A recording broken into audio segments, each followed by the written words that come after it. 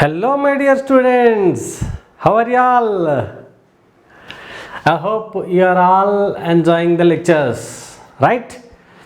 So నేను కూడా చూస్తున్నాను మీ అందరూ కూడా నా యొక్క క్వశ్చన్స్కి అద్భుతంగా కామెంట్స్ రూపంలోనూ లేదా మన యాప్లో ఉన్నటువంటి చాట్ బటన్ ద్వారా కూడా మీరు ఆన్సర్స్ని ఇస్తున్నారు.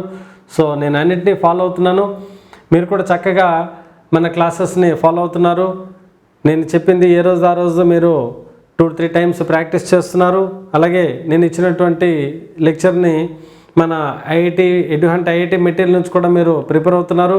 ఇంకా డౌట్స్ ఏమంటే మీకు దగ్గరలో ఉన్న టీచర్స్ని కూడా అడిగి మీ యొక్క డౌట్స్ని క్లారిఫై చేసుకుంటున్నారు. Everything is fantastic. అలాగే మనం ఎవ్రీ 15 డేస్కి ఒకసారి కండక్ట్ చేసినటువంటి ఎగ్జామ్స్ని మీరు రాస్తున్నారు. మీ మార్క్స్ని కూడా నేను ఫాలో అవుతున్నాను. అలాగే మన యాప్లో కూడాను మీరు ఎగ్జామ్స్ అనేటువంటి బటన్ ఉంది, టెస్ట్ అనేటువంటి బటన్ ఉంటుంది. ఆ బటన్ ద్వారా కూడా మీరు టెస్ట్ ప్రాక్టీస్ టెస్ట్ రాసుకోవచ్చు. సో ఎందుకు ఇంకా ఆలస్యం, వాటన్నిటిని మీరు ఫాలో అవుతుండండి. ఈరోజు మనం ఏం చెప్పబోతున్నాం, ఈరోజు మనం మన లెక్చర్ని కంటిన్యూ చేద్దాం. That is the relationship between focal length and radius of curvature in case of spherical mirrors.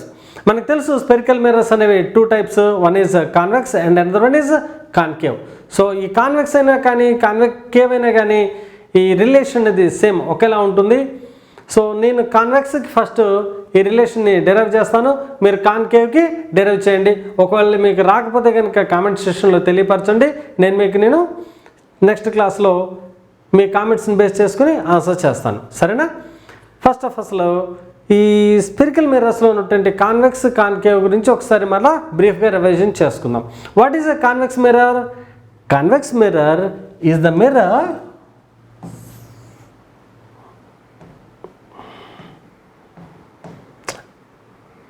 యాక్చువల్గా ఈ కాన్వెక్స్ లేదా కాన్కేవ్ని ఎక్కడి నుంచి తయారు చేశారు?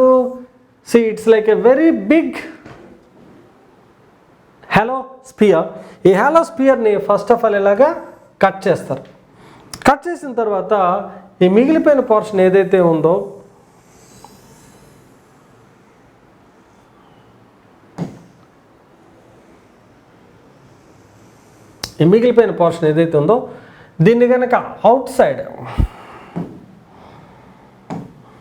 దీన్ని కనుక ఇట్లాగా అవుట్ సైడ్ కోట్ చేసి ఇన్సైడ్ కనుక రిఫ్లెక్టింగ్ సర్ఫేస్లా ఉంచితే దాన్ని కాన్కేవ్ మిర్రర్ అని చెప్తాం.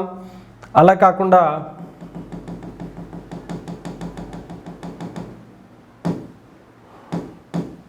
ఇన్సైడ్ కోట్ చేసి అవుట్ సైడ్ కనుక రిఫ్లెక్టింగ్ సర్ఫేస్లా ఉంచితే దాన్ని కాన్వెక్స్ మిర్రర్ అని చెప్తాం. ఇది కాన్వెక్స్ అయినా కానీ కాన్కేవ్ అయినా కానీ ఎక్కడి నుంచి వచ్చింది? It is a part of a very big circle, very big sphere. కాబట్టి ఈ స్పియర్కి ఒక సెంటర్ ఉంటుంది కదా, ఆ సెంటర్నే మనం సెంటర్ ఆఫ్ కర్వేచర్ అని చెప్తాం. ఈ స్పియర్కి ఒక రేడియస్ ఉంటుంది కదా, ఆ రేడియస్నే మనం radius of this curved portion అని కూడా మనం చెప్తాం. ఇక్కడ వరకు clear. Now what is the focus and what is focal length అనేది చూద్దాం. ఇప్పుడు ఈ కర్వ్డ్ పోర్షన్ తీసుకుంటే కనుక మనకి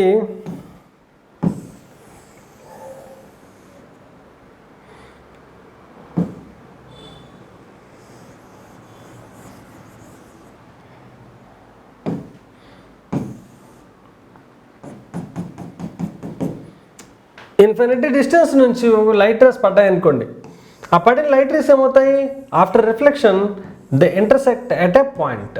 సో ఏ పాయింట్ దగ్గర అయితే అవి ఇంటర్సెక్ట్ అవుతాయో దాన్ని మనం ఫోకస్ అని చెప్పాం. ఇది పోల్ అని ముందు క్లాస్లో చెప్పుకున్నాం. ఈ పోల్కి ఫోకస్కి ఉండేటువంటి మధ్య డిస్టెన్స్నే ఫోకల్ లెంత్ అని కూడా మనం చెప్పుకున్నాం. సో ఇక్కడ వరకు కూడా ఇది రివిజన్ చేస్తున్నాను, ఎందుకంటే లాస్ట్ క్లాస్లో కొందరు మిస్ అయి ఉంటారు లేదా వాళ్ళంటూ ఒకసారి మర్చిపోయి ఉంటారు, కాబట్టి రివిజన్ చేస్తున్నాను.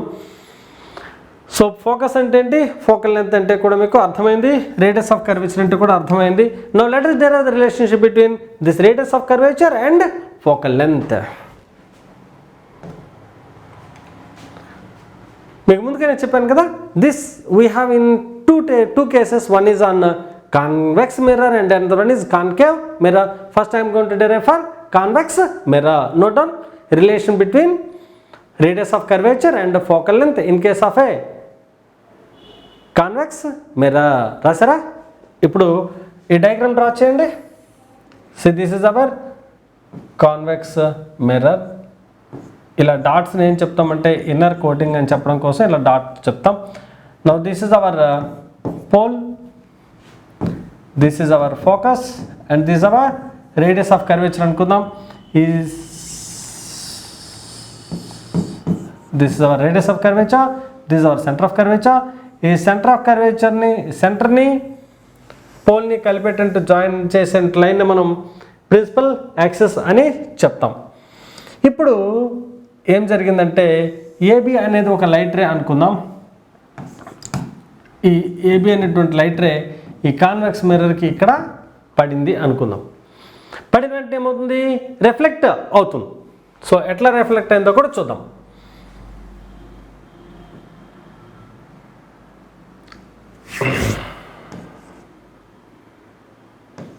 ఇలాగా రిఫ్లెక్ట్ అయింది.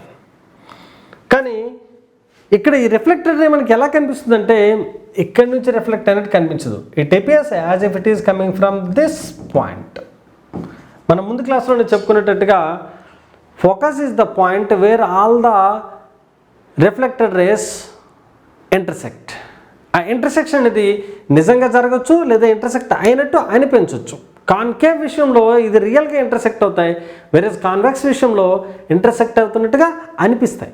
So this is the point at which they appear as if they intersect. That's why it is called as virtual focus. సో ఇక్కడ నుంచి లైట్ రే మనకి రిఫ్లెక్ట్ అయినట్టుగా అనిపిస్తుంది. మరి మనం యాంగిల్ ఆఫ్ ఇన్సిడెన్స్ లేదా యాంగిల్ ఆఫ్ రిఫ్లెక్షన్ ఎవరితో మెజర్ చేస్తాం? We measure with the help of a normal. కాబట్టి నార్మల్ అనేది మరి స్పెరికల్ మిర్రర్స్కి ఎవరవుతారు? Yes, you are right, that is the radial line. So ఇలా ఒక రేడియల్ లైన్ వెళ్తుంది అనుకుంటే we call this as normal. And now this is called as incident angle, this called as reflected angle. So ఇది మన యొక్క angle of incidence, ఇది మన యొక్క యాంగిల్ ఆఫ్ రిఫ్లెక్షన్. ఇక్కడ దీన్ని నేను యాంగిల్ 1 అని పేరు పెట్టుకుంటాను, దీన్ని నేను యాంగిల్ 2 అని పేరు పెట్టుకుంటాను. సో ఇప్పుడు చూద్దామండి మ్యాథమెటికల్ పోర్షన్లోకి ఒకసారి వద్దాం. We know that angle of incidence is equal to angle of reflection. ఇది ఆల్రెడీ మనకి తెలుసు. We have discussed it in case of laws of రిఫ్లెక్షన్లో మనం చెప్పుకున్నాం. Angle of incidence equal to angle of reflection అని తెలుసు. మరి ఇక్కడ చూడండి, ఈ లైన్ని నేను కొంచెం ఎక్స్టెండ్ చేశానంటే ఇప్పుడు దీన్ని మనం ప్యారలల్ లైన్ అని చెప్పొచ్చు కదా. So it's like A intercept అనుకుంటే ఇప్పుడు ఇక్కడ యాంగిల్ సేమ్ ఉంటుంది కదా. Means can I say that angle I is equal to angle 2, angle I is nothing but angle 2 అని చెప్పొచ్చు. అలాగే ఈ యాంగిల్ చూస్తే ఈ రెండు ఎలా ఉన్నాయి? These two are like alternate angles. Alternate angles కూడా మనకి equal. Angle R is equal to angle 1 అని చెప్పొచ్చు. ఈ ప్రిన్సిపల్స్ అన్ని కూడా మీరు మ్యాథమెటిక్స్లో ఆల్రెడీ నేర్చుకున్నారు, వాటిని నేను రివైజ్ చేశాను. We know that angle I is equal to angle R, hence angle I is equal to angle R. కాబట్టి మనం ఏం చెప్పొచ్చు? Angle 1 is equal to angle 2 అని చెప్పొచ్చు. Right? Means this angle and this angle are equal. Now see, is it like triangle? మీకు ఇది triangle లాగా కనిపిస్తుంది ఈ portion. If this portion appears like a triangle, if this portion appears like a triangle, ఈ ట్రయాంగిల్లో this angle and this angle same అని చెప్పుకున్నాం కదా. ఈ 2 యాంగిల్స్ కనుక ఈక్వల్ అయితే అప్పుడు మనం ఏం చెప్పొచ్చు? In a triangle if 2 angles are equal means that is an isosceles triangle. అంటే 2 సైడ్స్ కూడా ఈక్వల్గా ఉంటాయనేది దాని యొక్క అర్థం. What are the 2 sides? This is B, this is F, this is C, right? So BF is equal to side length BF is equal to side length FC అని దాని అర్థం. అలా ఉంచండి. నెక్స్ట్ పాయింట్ ఇక్కడికి వద్దాం. ఇక్కడికి వచ్చేటప్పటికి మీకు యాక్చువల్గా ఈ B అనేది చాలా డిస్టెంట్లో ఉన్నట్టు కనిపిస్తుంది కదా. నిజానికి ఈ B అనేది ఎంత దూరంగా లేదనమాట. ఎలా ఉంది మరి అంటే ప్రిన్సిపల్ యాక్సిస్కి చాలా దగ్గరగా ఉంది ఆ లైన్. యాక్చువల్గాను మనము తీసుకున్నటువంటి కాన్కేవ్ మిర్రర్ అంత పెద్దది తీసుకున్నాం. నిజానికి మన కాన్కేవ్ మిర్రర్ అంత పెద్దది కాదు, చాలా చాలా చిన్నది. Moreover the light ray which is passing is very very close to the principal axis. మరి ఇంత దగ్గరగా ఉండి ఇంత చిన్నగా వేస్తే మీకు అర్థం కాదు కాబట్టి నేను కొంచెం ఎన్లార్జ్ చేసి చూపించాను. But in reality this B is very very close to the principal axis అంటే ఇలా ఉందన్నమాట. కానీ ఇక్కడ ఉంటే మీకు అర్థం కాదు కాబట్టి కొంచెం పెద్దదిగా చూపించాను అంతే. ఎప్పుడైతే బి అనేది ఇక్కడ ఉందో మనకి పీను బీను ఆల్మోస్ట్ ఈక్వల్, ఒకే చోట ఉన్నాయి దాని అర్థం. P and B are almost very very close to each other. Next ముందు క్లాస్లో మీకు ఒకటి చెప్పాను గుర్తుందా, ఏమని, if a very big curve is taken and a small part of the big curve appears as a straight line అని చెప్పుకున్నాం, గుర్తుందనుకుంటున్నా. మరి ఇది ఒక కర్వే యాక్చువల్గాను, కానీ ఈ కర్వ్లో చిన్న పార్ట్ కదా, the small portion how does it appear, it appears like A straight line. ఇప్పుడు పీని బీని ఒకే చోట ఉన్నట్టుగా మీకు అనిపిస్తున్నాయి, మరియు ఇది స్ట్రైట్ లైన్ అయిపోయింది.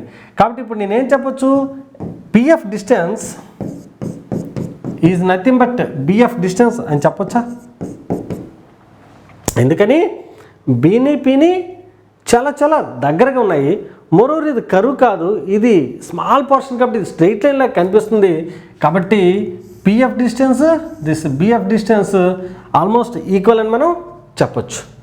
Now see what is this PF, the distance between pole and focus is nothing but focal length. So PF is nothing but focal length F. So PF is equal to BF is equal to F, means BF is equal to FC is equal to how much, F, means FC equal to here, this is our FC, so this is also F, right? Now from this diagram can I say that R is equal to, means PC is equal to ఏం చెప్పొచ్చు, PF plus FC అని చెప్పొచ్చా, PF plus FC అని చెప్పొచ్చు. So what is PC? PC is R is equal to PF is equal to how much, F plus FC equal to how much, F. That implies R is equal to 2F. R equal to how much, 2F. That implies F is equal to how much, R by 2. So this is the relation between focal length and radius of curvature. So ఇది మీరు ఒకసారి note చేసుకోండి. Note చేసుకున్న తర్వాత note చేయాలంటే ఎట్లా చేయాలి, pass చేయండి వీడియోని పాస్ చేసి నోట్ చేసుకోండి. తర్వాత మీరు ఇంటికి వెళ్ళాక ఒక 2-3 టైమ్స్ ప్రాక్టీస్ చేయండి, చూసి ఒకసారి చూడకుండా ప్రాక్టీస్ చేయండి. ఈ డెరివేషన్ మనకి చాలా చాలా చాలా చాలా ఇంపార్టెంట్. దీన్ని బేస్ చేసుకొని చాలా ప్రాబ్లమ్స్ మనం ఫ్యూచర్లో చేస్తాము. కాబట్టి ఈ డెరివేషన్ మీరు బాగా ప్రాక్టీస్ చేయండి. నెక్స్ట్ నేను ఇచ్చినటువంటి హోంవర్క్ టాస్క్ ఏంటి, derive the relation between focal length and the radius of curvature in case of a concave mirror. అది మీరు చేయండి, రాకపోతే కామెంట్ సెక్షన్లో మెన్షన్ చేయండి, రేపు నేను మీకు ఎక్స్ప్లెయిన్ చేస్తాను. Until then, bye bye.